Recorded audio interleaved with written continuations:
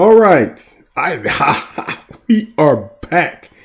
The audio engineer is absolutely horrible and needs to be fired. So welcome to Quarantine with Styles, aka Driving with Styles. I think you can hear me.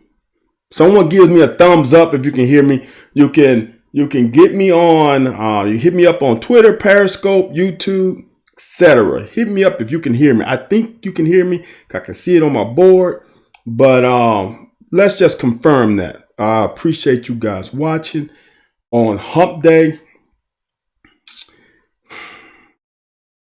Don't know how I want to start this because I am highly triggered today. And I don't think this is the platform to voice why I'm triggered. But I might do another live, impromptu live, probably tomorrow. Maybe Friday, I don't know, because I usually wait because I want to make sure that what I'm going to say should be said and if it stays on my heart. Because if I said everything that went through my mind, it would be crazy. So I usually wait. So I've waited a couple of days and it's still heavy on my heart. So you might see a live from me about why I'm triggered. And it's not for the faint of heart because it's a little sports driven, but a little not. But one thing I want to talk about, and I usually stay away from men's basketball because there's so many people who speak on that and who needs another freaking voice. But I will say this. If you are not a Calipari fan, lead your comments with that. Because I hear and I've read and I've seen a lot of stuff that's been said about him. And obviously it comes from a different place. It's not a place of, I don't want to say just criticism of what's going on now. There's some baggage that's coming with this criticism. Because some stuff I'm hearing doesn't make sense sometimes. And it doesn't make sense to just me. But I understand some things. I do. No coach is perfect. I think Cal is trying everything he can to win. Then I hear stuff about he don't play certain players because of whatever. He is the coach. And one thing about coaching is almost like being a referee is very subjective. So you as a fan, you might not understand why things are going on. You might not understand why somebody's not getting playing time. You might not understand why this guy's playing in front of that guy. There's a method to the madness. Now, it's his vision.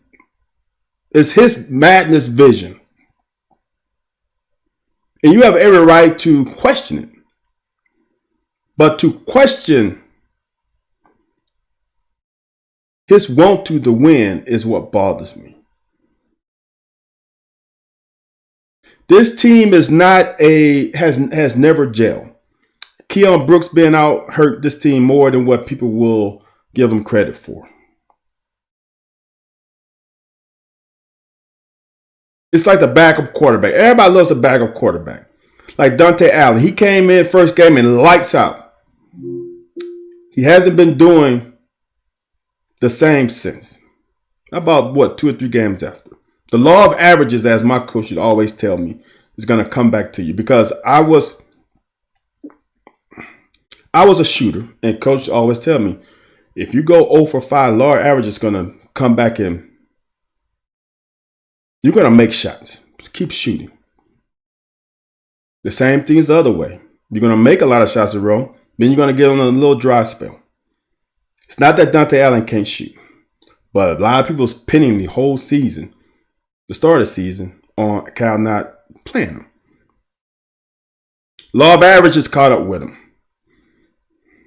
There's a reason why he's playing certain guys. And I say this many times. And being a former player, obviously with another sport, is me as a coach, since I've coached younger kids, I have to trust you. I have to trust you. And you gain trust through practice. That's all I'm going to say. Fans can say all they want to say about this, that, and the other. It comes down when you get to this level, when you get to the pro level, it's all about trust because everybody's good. Everybody's good. Now, you might not like the sub pattern. You might not like the grouping he has on the court. You might not like such and such. But it's all gathered and garnered through practice. And one thing about this year is they haven't been able to practice, where they not only are they introducing a new group of freshmen, they introduce transfers. So none of these guys have played together. There is no consistency or carryover from last year, except Keon Brooks. And he missed the first few games.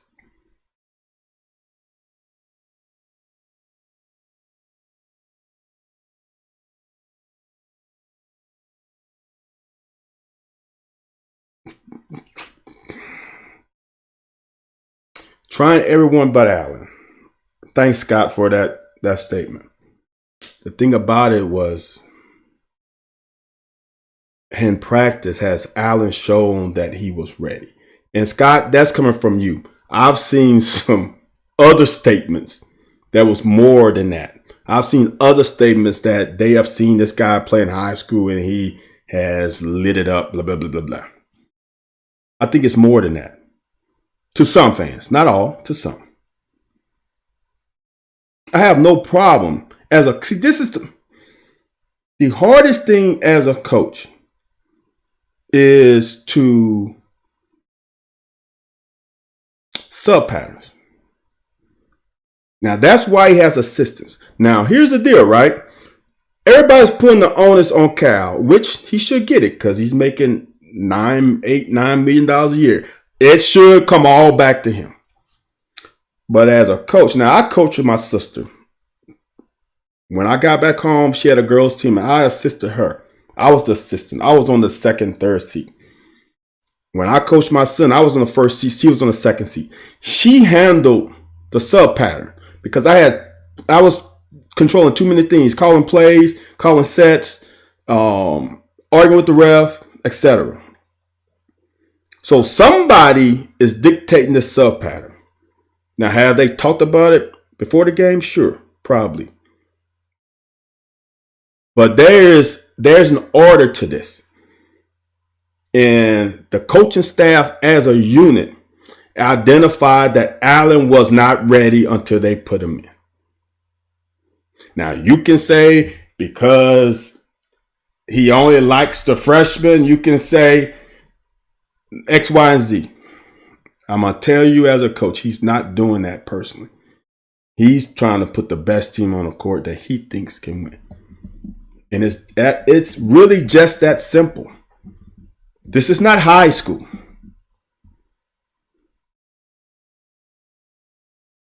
Livelihoods at stake. Assistant coaches' livelihoods at stake. This is not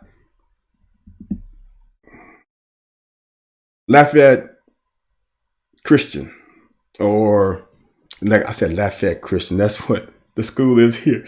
Lexington Catholic, or Tate's Creek, or whomever. This is a different kind of animal. And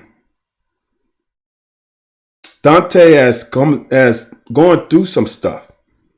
And for him to come out of that knee injury and that car wreck and etc. and ready to play, kudos to him. But like Anthony White and I say on the locker, we've said this many times, the locker Tuesday and Thursday, 9 to 10 p.m. Eastern Standard Time, is the things that you did in high school does not translate to college. Just because. And that goes for everybody. Just like I said, The one guy whom I watched personally with my own two eyes was B.J. Boston. Now, I watched him because of him. I was watching because I want to see what Bronny was going to do as his freshman year. And B.J. Boston is just unavoidable to see because he flashed so much. And the kid in high school could shoot it. But it's a totally different game. The shots he's getting against grown-ass men. And the difference between high school and college, for me with B.J. Boston, is that in high school, he could get into the lane whenever he wanted. Whenever.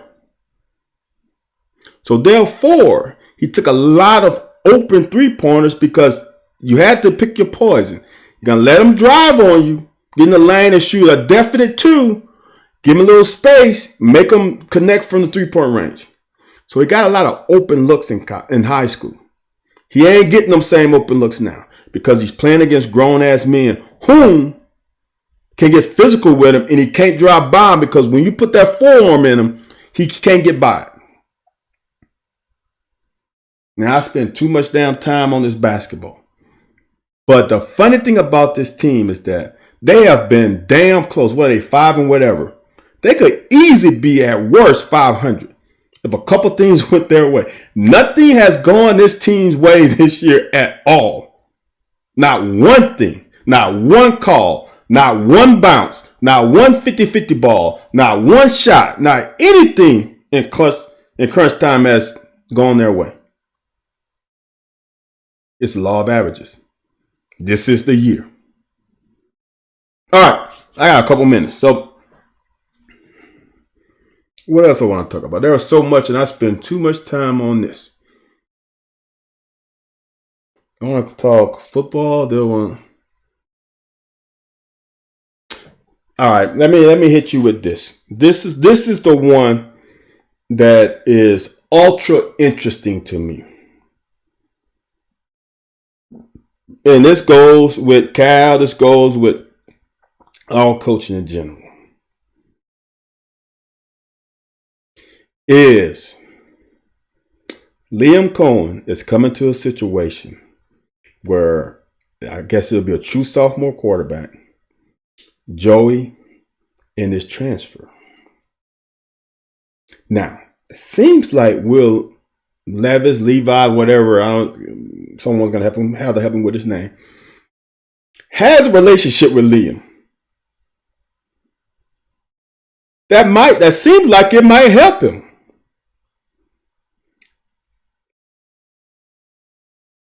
What are we going to say as fans when the legacy player Bo Allen there's a possibility he doesn't start? What do you as fans say about this? Same thing. It's going to be similar to Dante Allen. Y'all all saw Dante Allen playing high school throw up 40 points a game. Y'all all saw Bo Allen put up crazy numbers at Lexington Catholic.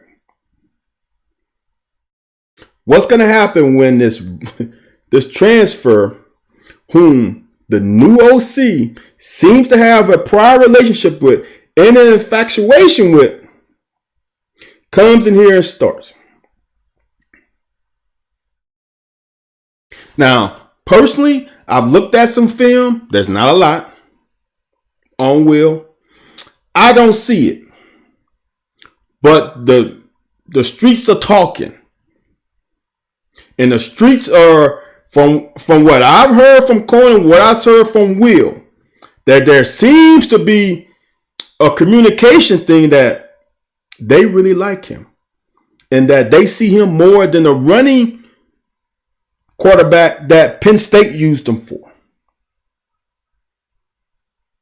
Now, I've heard from the people who deal with this more that he has an arm, that he has arm talent, that he's a great athlete.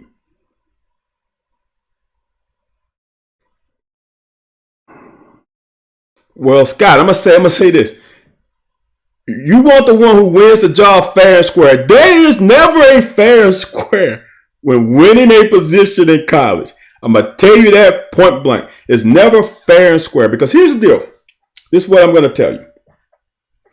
Now, this is a little different because you got a new coach. But I'm telling you, if he in his head likes Will more than likes Bo, let's just go with that. Let's just say he already has Will a little bit above Bo. Bo has to clearly beat him out. Not just a little bit, not just, I'm just saying what happens, but let's just say 2 spring games, Will goes 12 for 20 with 3 touchdowns and 1 pick. 12 for 20, 3 touchdowns, 1 pick. And Bo goes 14 for 20, 4 touchdowns, 0 picks. That's marginally better, right? The thing is, the OC trusts Will more than he trusts Bo. Coaches are human. It's like, let me flip the script a little bit. If Eddie Grant and Darren Hinshaw were still here and the same situation happened, Levis Levi would have to clearly beat out the guy that they brought in, which would have been Bo Allen. Reason why, let's just bag this up a little bit. You brought in a guy. You sat in his living room with his parents and told them certain things. Now, those certain things happen. Now, in your head as a human with a heart and a conscience, he's the next in line. But then they got this transfer. That transfer just can't to defeat the image and the vision that you had for this guy you recruited. This next guy's got to freaking clearly beat him. Same thing. I'm just giving you insight on some of this. Same thing happened in Auburn with Joey Gatewood. They brought in Joey. Joey had a decent, I guess, first year. Got in a little bit, kind of like Will Levis with the running game. Then they got a legacy quarterback. The same coach, Gus, is still there. A legacy quarterback that they had to entice to come to Auburn. They got him there. The opposite has happened. That means Joey Gatewood has to clearly beat out this guy.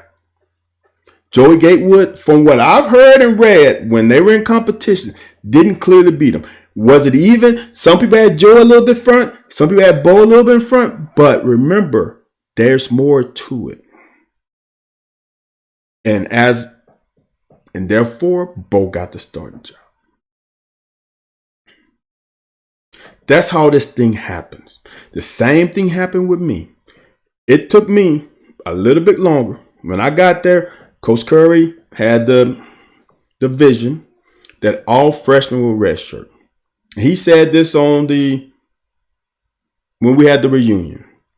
It was too hard to not let me play. But they recruited they had some in-state guys. They're already there. I had to clearly beat them. Not just a little bit, not just marginally. I had to clearly show that I was trustworthy enough to play as a freshman. It's going to be interesting. I'm telling you this now. When the season ended and they hired a guy, I'm like, okay, well, the advantage is Bo. To me, over Joey Gatewood. Bo is younger. Just think about it this way. Bo is younger. Joey Gatewood isn't clearly better than him. You have potentially 4 years with the same quarterback. You understand how important that is. That's how Alabama started coming up. Because when they got A.J. McCarron, it started inching up because they got continuity at the most important position on the field. And from there, they freaking started. Because by the time he was a senior, he was so dependable that even Saban trusted him. It's going to be interesting. I can't wait to see that battle and who takes the first snap in the first game. Because I'm going to tell you, I've looked at the film of Will at Penn State, and I don't see it. Does he have a strong arm? Does he make a strong throw sometimes? Damn, sure. He's a scholarship freaking athlete in a Power 5 team. Every quarterback can throw a damn out route when the guy is wide open. Anybody can roll out, and if the guy's open, put it on him. Trust me. There's more to the position than that. I only need to look. For my eyes, I'll need to see it once. Jack, you're right. It's nice to have options. I'll get back to that. I'll need to see it once. And when I saw Bo in the Vandy game get off of 1 to 2 to 3, like bam, bam, bam, throw it, that's all I need to see. That means he has it in him. Like I say all the time, if I see it from you once, I should be able to see it from you all the time. Jack made a point that it's nice to have options. Yes, it is. Remember when 2018, when Terry came, we had the options of Terry, we had the option of Garner Hoke, and we had the options of Clark. We had 3 options. Those options went away the next year like that. You might have options in 2021, but you might not have options in 2022. We had to go hunt out Sawyer Smith to give us another option, and then guess what happened? Terry goes down.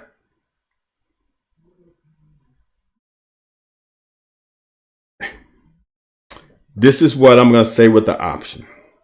Let's just go pie in the sky. Let's say Bo Allen wins the position, because that's a guy whom I think should win from what I've seen. Not seeing in practice, don't know, because Will could come here and light up. Joey could make a big leap and he light it up. Here's the deal. Let's say Bo wins the starting position. He's a freaking freshman, because last year was a garbage year. Doesn't count. He's a freshman. Do you think Joey Gatewood is going to sit around a guy who's got 4 more years, and he only has 2, to be a backup? No. Do you think Will Levi, I got to figure out what his name, how to pronounce his last name, will stay? If Bo win the position, for 4 years he's going to be the starter. Do you think he's going to stay to be his backup the next season? It ain't going to happen. So therefore, now you back to the drawing board. We're getting options. That's the way this college football, that's the way football is now. And honestly, rightfully so. Because if I'm a quarterback and there's only 1 ball, it's different for other positions. Running backs, you got to have at least 2. Really 3. Wide receivers nowadays, you need 6. Defensive backs at corners, you need at least 4. Really 5. Safeties, you need at least 3. Linebackers, you get what I'm saying? You have to rotate guys in. So even though you might not be the starter, you will be the backup, and you're going to get some run. Quarterback is not that position. That guy does not get tossed and subbed out unless something grave happens, where he's not performing week after week. Not just 1 week. It's going to take multiple weeks. So I'm just telling you, it's going to be very interesting. And vice versa. If Levi comes in here, Levis, if he comes here and he's the starter, and I think he has 3 years left, 3 years of eligibility left, do you think Bo Allen's going to sit his ass on the pine for 3 years at Kentucky? I think not. All right, man. That's how I'm going to end it. I appreciate you guys watching. Thanks, Jack, and thanks, Scott, for the comments and questions. Tune in tomorrow to The Locker at 9 p.m. Eastern Standard Time. We got Derek Johnson on the show. It's going to be interesting. Then catch me back Friday, hopefully at the normal time, 7:30 to it'll be 8:30 to 9 Eastern Standard Time. Thanks again for watching, and I will see you guys tomorrow on The Locker and Friday on here.